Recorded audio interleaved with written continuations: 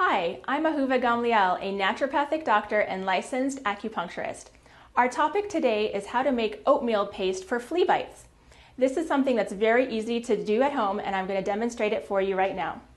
To make the paste, you need to take about 1 tablespoon of oatmeal, and we're going to grind it up to make a powder.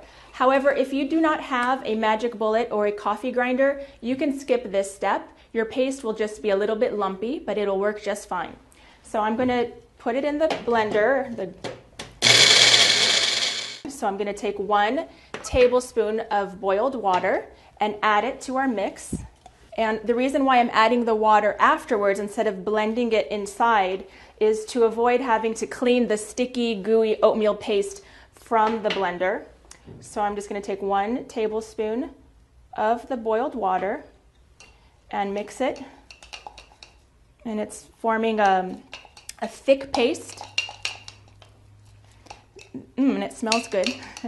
Oatmeal has many health benefits when you take it orally. It helps to regulate blood sugar levels, and it's a very healthy grain to ingest, but we're making a topical preparation today.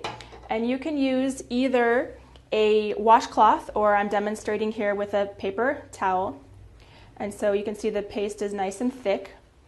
And what you would do with this paste is apply it directly on to the flea bite. So if I had a flea bite on my hand, I would apply it on, and it's a nice warm, soothing compress. I would keep it on for 15 to 20 minutes for flea bites or any other skin condition.